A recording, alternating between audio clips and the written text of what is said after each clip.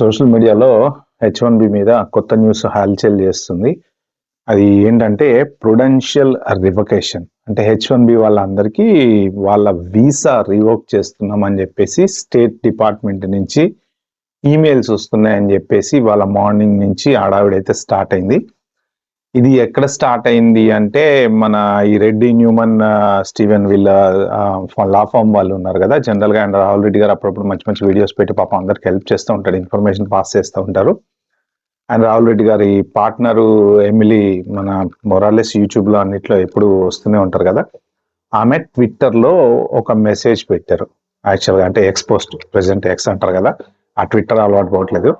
ఆ X post లో పెట్టినటువంటి మెసేజ్ మొత్తం ఇప్పుడు ఆల్మోస్ట్ ఆల్ ప్రతి న్యూస్ ఛానల్లో కూడా అదే సర్క్యులేట్ అవుతుంది. దాదాపు నేను చాలా న్యూస్ పేపర్లలో చదివితే ఎక్కడన్నా ఏదైనా లీగల్ డాక్యుమెంట్ దొరుకుతుందేమో అని చెప్పి నేను ఎంత ట్రై చేసినా కానీ ఎక్కడికి పోయినా లీక్ తిరిగి అదే అవుతుంది. ఈవెన్ చాలా న్యూస్ ఛానల్స్ లో కూడా అదే చెప్తున్నారు అనమాట. సరే, సో విషయం ఏంటంటే యాక్చువల్గా రివకేషన్ ఈమెయిల్స్ వస్తున్నాయి అని చెప్పేసి ఆ న్యూస్ అయితే బాగా వైరల్ అవుతుంది. మరి ఎవరికి వచ్చినాయి ఎవరికి రాలేదు మనకైతే తెలియదు, కానీ ఎవరికైనా ఇప్పుడు నా వీడియో చూసే వాళ్ళకి ఎవరికైనా కానీ వచ్చి ఉంటే మాత్రం మీ పేరు ఐడెంటిటీ ఏం రివీల్ చేయదులే, కానీ మా ఫ్రెండ్కి వచ్చిందనో అట్లా అంటే ఏంటంటే వేరే వాళ్ళకి జస్ట్ ఇన్ఫర్మేషన్ తెలుస్తుంది అంతే, వేరే ఏం లేదు దాంట్లో. అంటే ఇది నిజంగా కరెక్ట్ అనే విషయం అయితే తెలుస్తుంది. బట్ అసలు ప్రుడెన్షియల్ రివకేషన్ అంటే ఏంటి, దానివల్ల H1B వాళ్ళకి కానీ H4 వాళ్ళకి కానీ ఇంపాక్ట్ ఏమన్నా ఉంటుందా, సో ఆ డీటెయిల్స్ అన్ని చెప్తా. మీరు టెన్షన్ పడాల్సిన అయితే ఏం లేదు. ఇదేమంతా చెప్పుకునేంత భయపడి వణికిపోయేంత న్యూస్ అయితే కాదు. బట్ దీనివల్ల నష్టాలేంటి లాభాలేంటి అనేది అయితే మనం ఈ వీడియోలో పర్ఫెక్ట్ గా డిస్కస్ చేసుకుందాం. ఇంకా నా చిన్న రిక్వెస్ట్, మీరు లైక్ ఇస్తే కొంచెం వీడియో ఎక్కువ మందికి సర్క్యులేట్ అవుద్ది. ఇంకా సబ్స్క్రైబ్ చేసుకొని చూడని వాళ్ళు ఎవరైనా ఉంటే మాత్రం ప్లీజ్ అండి సబ్స్క్రైబ్ చేసుకోండి. ఎవరికన్నా ఈ వీడియో షేర్ చేస్తా అంటే చేయండి, ఎందుకంటే వెరీ వ్యాలిడ్ ఇంపార్టెంట్ న్యూస్. ఈ టాపిక్ లోకి వెళ్లే ముందు ఒక చిన్న క్లారిఫికేషన్ ఒకటి ఏంటంటే, మొన్న పర్టికులర్ వీడియో పెట్టాం కదా వీసా అపాయింట్మెంట్స్ అన్ని రీస్కెడ్యూల్ అవుతున్నాయని. దాంట్లో ఎవరో ఒక కామెంట్ పెట్టారు, అంటే వినడానికి చాలా బాధ అనిపించింది. ఎందుకంటే వాళ్ళ పేరెంట్స్ ఇద్దరు ఇండియాలో ఉన్నారంట, H1B వీసా మీద. వాళ్ళ వీసా రీస్కెడ్యూల్ అయిందంట ఇంటర్వ్యూ. వీళ్ళు మాత్రం యుఎస్ సిటిజన్స్ అట, వీళ్ళు అమెరికాలోనే ఉన్నారట. సో ఇప్పుడు ఏంటి వాళ్ళ పరిస్థితి, వాళ్ళ సిటిజన్షిప్ క్యాన్సిల్ చేసి వెళ్ళిపోవటం బెటరా అని చెప్పి ఎవరు వాళ్ళ ఫ్రెండ్ అడిగారు అనమాట. క్యాన్సిల్ చేస్తే ఎలా క్యాన్సిల్ చేయాలి అది ఇదని. సో మీరు ఎవరైనా సరే క్లారిటీగా వినండి. పేరెంట్స్ H1 వీసాల మీద లేకపోతే L1 వీసాల మీద లేకపోతే ఇంకో వీసాల మీద ఉండి పిల్లలకి గనక సిటిజన్షిప్ ఉంటే, ఒకవేళ మీరు ఇండియా వెళ్ళిపోయినా సరే లేకపోతే మీకు వీసా రాక వెనక్కి వచ్చినా సరే, ఎట్టి పరిస్థితుల్లోనూ పిల్లల సిటిజన్షిప్ పొర్రపాటున కూడా క్యాన్సిల్ చేయాలనే థాట్ మీకు రానియకండి, అస్సలు చేయొద్దు.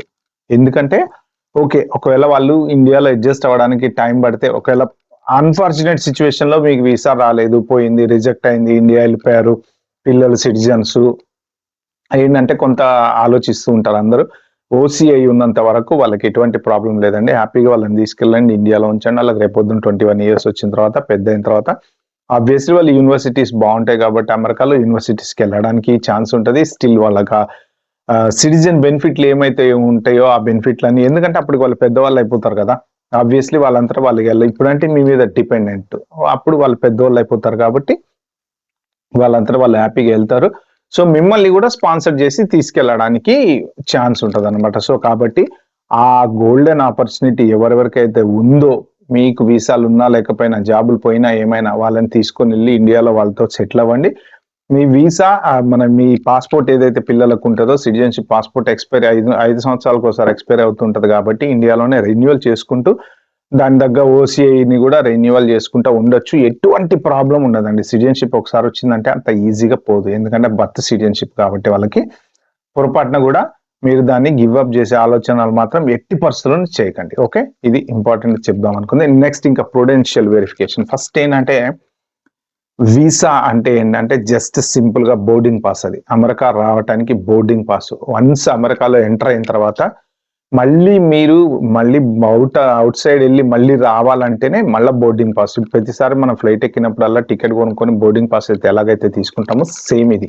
ఓకే, వన్స్ ఎంటర్ అయిన తర్వాత మీకు ఇది లీగల్ డాక్యుమెంట్ కాదు. ఈ వీసా అనేది లీగల్ కాదు. మీరు ఏది లీగల్ అంటే మీ I-94 ఏదైతే ఇస్తారో అది మీకు లీగల్ స్టేటస్. I-797 అనేది లీగల్ స్టేటస్. మీ వీసా వచ్చేసి స్టేట్ డిపార్ట్మెంట్ కంట్రోల్లో ఉంటుంది. ఓకే, డిపార్ట్మెంట్ ఆఫ్ స్టేట్ వాళ్ళు మీకు ఈమెయిల్స్ పంపిస్తూ ఉంటారు జనరల్గా వీసా ఏదైనా రివోక్ అయితే. మీ స్టేటస్, మీ వ్యాలిడిటీ, మీ లీగల్ స్టేటస్, మీ H1 status, H4 status, L1 status ఇదంతా USCIS కంట్రోల్లో ఉంటుంది అనమాట. సో మీరు ఎప్పుడైనా వీసా ఎక్స్టెన్షన్ అప్లై చేసినా, ఏమైనా చేసినా, ఏది చేసినా మీరు USCISకే చేయాలి. ఇప్పుడు మీకు మీ ప్రుడెన్షియల్ రివోకేషన్ అంటే అది టెంపరరీగా మీ వీసాని రివోక్ చేస్తారనమాట. అంటే టెంపరరీగా అంటే ఏంటంటే మీ మీద వాళ్ళకి ఏదైనా అనుమానం ఉంది. ఫర్ సపోజ్ మీరు ఏదో దొంగతనం చేశారు అని అనుకున్నారు అనుకోండి ఫర్ ఎగ్జాంపుల్, అది తేలే వరకు మిమ్మల్ని ఇప్పుడు జనరల్ గా కోర్ట్ కేసులు కూడా ఎలా ఉంటాయి, ఎవరైనా పట్టుకొని ఛార్జ్ షీట్ వేసి కోర్టుకు అప్పచెప్పినప్పుడు వాళ్ళని ఓన్లీ అక్యూజ్డ్ అనే అంటారు. వాళ్ళు కన్ఫర్మ్డ్ గా వాళ్ళ మీద ఛార్జెస్ జస్ట్ ఈ ఛార్జెస్ వీళ్ళ మీద ఫైల్ చేశాము అంటారు. కానీ అది నిర్ధారించాల్సింది ఎవరు? ఫైనల్ గా కోర్టు నిర్ధారించిన తర్వాత అప్పుడు వాళ్ళు ఆ అక్యూజ్డ్ ఎవరెవరైతే ఉంటారో A1, A2, A2 నిజంగా వీళ్ళు తప్పు చేశారా చేయలేదా అని కోర్టు నిర్ధారించిన తర్వాత అప్పుడు వాళ్ళ మీద ఛార్జెస్ ఫ్రేమ్ చేసిన తర్వాత అప్పుడు వాళ్ళు ముద్దాయిలు అవుతారు అనమాట. ఓకే, సో అయితే ఏంటంటే ఇప్పుడు ఎందుకు వీసా రివోక్ చేస్తారు? మరి ఇప్పుడు మీ స్టేటస్ ఉంది, మిమ్మల్ని వాళ్ళని పంపించలేరు, మీరంతటా మీరు వెళ్ళిపోతే తప్ప వాళ్ళు పంపించలేరు, లీగల్ గా I-94 ఉంది, 797 ఉంది అంటే వాళ్ళు ఏంటంటే వాళ్ళకు ఉన్నటువంటి ఒక ఆప్షన్ మిమ్మల్ని మళ్ళీ రీచెక్ చేయాలి. అంటే నెక్స్ట్ ఎప్పుడైనా మీరు మళ్ళీ స్టాంపింగ్ వెళ్ళినప్పుడు అప్పుడు ఇంటర్వ్యూ కంపల్సరీ వెళ్ళాల్సి వస్తుంది అనమాట. అప్పుడు ఇంటర్వ్యూ కంపల్సరీ వెళ్తే ఏంటంటే అప్పుడు మీ బ్యాక్గ్రౌండ్ వెరిఫికేషన్ చెక్ చేయడానికి వాళ్ళకి ఆప్షన్ ఉంటుంది. సో ఇప్పుడు ఏమైనా క్రైమ్ రిలేటెడ్ ఇష్యూల్లో ఉన్నారు, DUIలో ఉన్నారు, DWIలో ఉన్నారు, అంటే డ్రైవింగ్ విత్ ఇంటాక్సికేటెడ్ అని కానీ, లేకపోతే driving under influence of alcohol అని కానీ, లేకపోతే డొమెస్టిక్ వైలెన్స్ కానీ, ఇటువంటి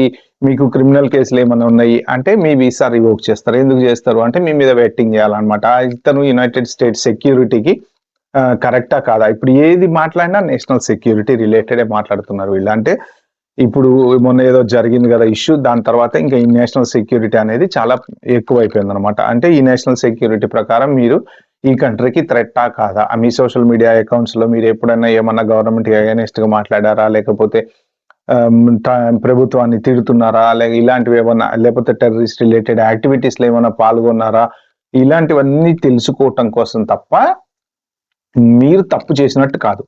ఓకే, ప్రుడెన్షియల్ రివోకేషన్ అనేది సింపుల్ గా temporary revocation of your visa అనమాట. అయితే ఇక్కడ మెయిన్ ఏంటంటే పర్మనెంట్ గా మీ వీసా రివోక్ చేయటం కాదు, ఆ పర్టికులర్ టైంకి టెంపరరీగా దాన్ని రివోక్ చేస్తారు.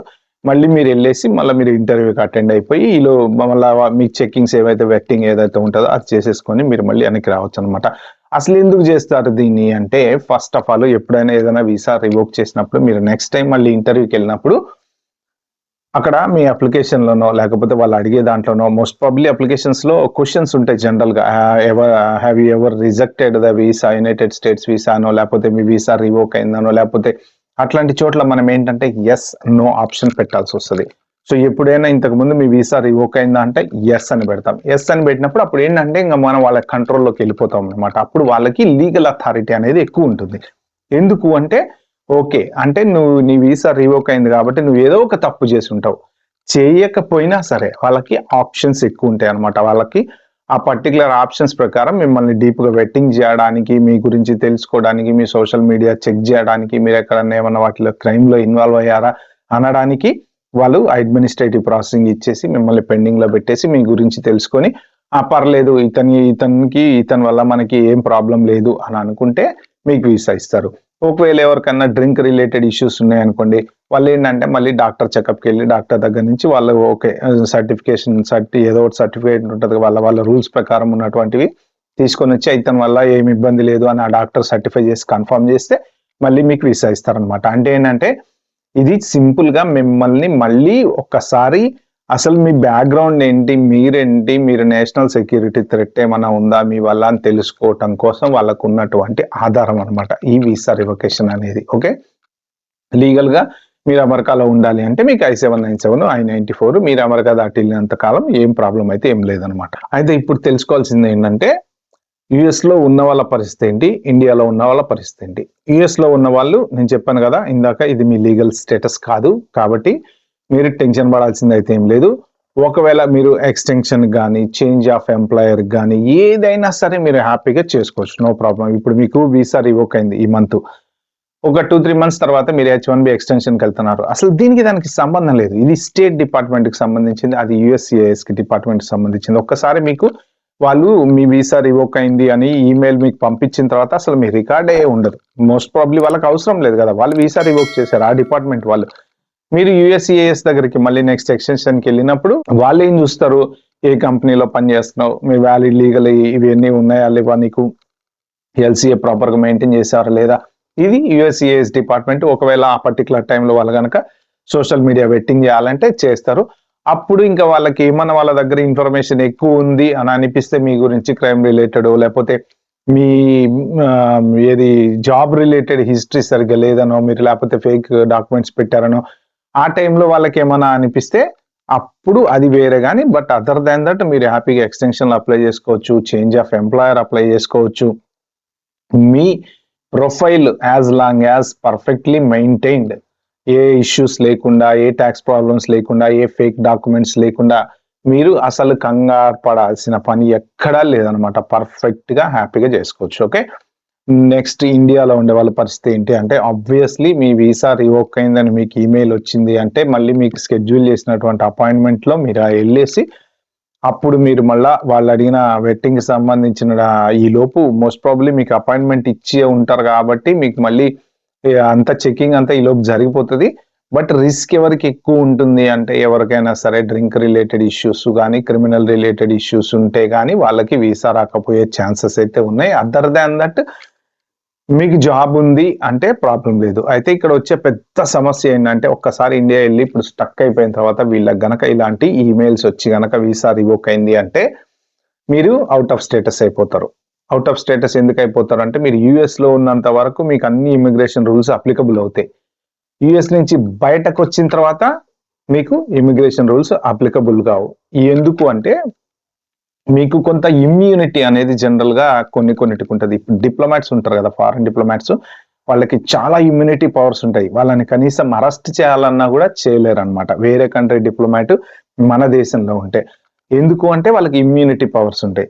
ఇప్పుడు మీరు ఇంటర్నేషనల్ ఎయిర్పోర్ట్ లో ఉన్నదానికి డొమెస్టిక్ ఎయిర్పోర్ట్ లో ఉన్నదానికి చాలా తేడా ఉంటుంది. ఇంటర్నేషనల్ ఎయిర్పోర్ట్ లో ఉంటే లోకల్ పోలీసులు వచ్చి అరెస్ట్ చేయడానికి ఉండదు, ఇంటర్పోల్ వాళ్ళు హ్యాండ్ ఓవర్ తీసుకుంటారు అనమాట. అంటే ఇలాంటి కొన్ని రూల్స్ ఉంటాయి. కాబట్టి మీకు ఆ ఇమ్యూనిటీ పవర్స్ యుఎస్ లో ఉన్నప్పుడు ఉండేటువంటి లీగల్ స్టేటస్ అథారిటీ ఇండియాలో H1 మీకు ఆ వీసా కనుక రివోక్ చేస్తే ఆబ్వియస్లీ మళ్ళీ మీరు వెళ్ళి మళ్ళా ఏది ఇంటర్వ్యూకి వెళ్ళి ఇంటర్వ్యూ అటెండ్ అయ్యి మీరు మళ్ళీ వీసా తెచ్చుకున్న వెళ్ళాలి తప్ప వేరే ఆప్షన్ లేదు. బట్ ఈ లోపు గనక మీ ఎంప్లాయర్ మీ H1 విత్డ్రా చేశారనుకోండి ఫర్ ఎగ్జాంపుల్, సో ఇంకా మీకు ఆ H1 ఉండదు. మళ్ళీ నెక్స్ట్ మీరు ఏదన్నా చేంజ్ ఆఫ్ స్టేటస్ పెట్టుకోవాలి అంటే మళ్ళా కొత్త ఎంప్లాయర్ని ఎత్తుకోవాలి, చేంజ్ ఆఫ్ స్టేటస్ పెట్టుకోవాలి, మళ్ళీ ఇంటర్వ్యూకి వెళ్ళాలి.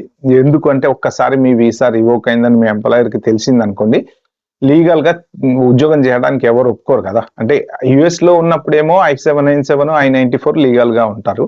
ఇండియాలో ఉన్నప్పుడు మీ వీసా రివోక్ అయిపోయింది కాబట్టి మీ లీగల్ స్టేటస్ అనేది ఏముండదు కదా. సో కాబట్టి మరి వాళ్ళు కూడా కంపెనీ వాళ్ళు కూడా రేపు పొద్దున వీసా లేదు కదా ఎలా వర్క్ చేయనిచ్చావు అంటే, సో ఆబ్వియస్లీ అది మీరు కొంచెం దీని గురించి అంటే నాకు తెలిసిన నాలెడ్జ్ షేర్ చేశా. మరి ఇది తప్ప రైటా అనేది మీరు ఎవరైనా అటార్నీని అడిగి తెలుసుకోండి. ఒకవేళ మీకు కనుక ఎవరికైనా ఈ రివొకేషన్ ఈమెయిల్స్ కనుక వచ్చుంటే మీరు మళ్ళీ కంపెనీతో టచ్ లో ఉండండి, వేరే ఆల్టర్నేట్ ఆప్షన్స్ ఏమైనా చూసుకోండి. మీకు మళ్ళీ ఇంటర్వ్యూ అయ్యి వీసా తీసుకునే వరకు వెనక్కి రావడానికి అయితే ఖచ్చితంగా ఉండదు. కాబట్టి ఎవరైనా హాలిడేస్కి వెళ్దామని ప్లాన్ చేసుకునే వాళ్ళు ఎవరైనా ఉంటే మోస్ట్ ప్రాబ్లీ ఇప్పుడు వెళ్ళకపోవటమే బెటర్. ఎందుకంటే ఈ హెడ్ ఏక్స్ లో, ఈ సిచ్యువేషన్ లో మీరేదో హాలిడేస్కి పోయి ఇండియాలో పెద్ద సాధించి అన్లెస్ అంటే లేదన్నా రీజనబుల్ ఎమర్జెన్సీ ఉంటే తప్ప కొంచెం వెయిట్ చేయడం బెటర్. సిచ్యువేషన్స్ అన్ని సెట్ అయ్యే వరకు వీసా రివొకేషన్ అయిన వాళ్ళు ఎవరన్నా యుఎస్ లో ఉంటే వాళ్ళు మాత్రం ఇంకా మీకు వెళ్తే మళ్ళీ స్టాంపింగ్ చేయించుకోవాలి. కాబట్టి మళ్ళీ ఇక్కడ ఈ 100K హెడ్ ఎక్ కూడా ఒకటి ఉందండి. ఇది ఎవరికి అప్లికబుల్ అవుతుంది, ఎవరికి జనరల్ గా ఇప్పుడు ప్రెసెంట్ H1B ఉన్న వాళ్ళకి అప్లికబుల్ కాదు అని అంటున్నారు. కానీ కౌన్సిలర్ ప్రాసెసింగ్కి వెళ్ళినప్పుడు H1B కంపల్సరీ కట్టాలని కూడా అంటున్నారు. సో ఇది కూడా ఒక చిన్న క్వశ్చన్ మార్క్ 100% మిగిలిపోయింది. క్లారిటీ లేదు, ఎక్కడా క్లారిటీ లేదు దీని మీద. ఓకే, సో అది ఈ వీడియోలో నేను చెప్దాం అనుకుంది. మీకు ఇంకేమైనా క్వశ్చన్స్ ఉంటే మాత్రం కింద కామెంట్లో మెన్షన్ చేయండి. మాక్సిమం నేను క్లియర్గా చెప్పాను అనుకుంటా. ఓపీటీ వాళ్ళు ఎవరైనా హాలిడేకి వెళ్ళే వాళ్ళు ఉంటే వాళ్ళకు ఒక ఇన్ఫర్మేషన్ నేను రేపు చెప్తా. ఎందుకంటే I-94 చేంజ్ అవుతుందట వాళ్ళది ల్యాండ్ అయినప్పుడు. సో దాని గురించి కొంత ఇన్ఫర్మేషన్ గ్యాదర్ చేస్తున్నా. మోస్ట్ ప్రాబబ్లీ రేపటి వీడియోలో నేను ఆ విషయాలు షేర్ చేసుకుంటా. Please stay tune and wait for the next video. నా వీడియో మీకు నచ్చినట్టు మాత్రం ప్లీజ్ అండి like, share, subscribe my channel. Thank you and bye bye. Have a nice day.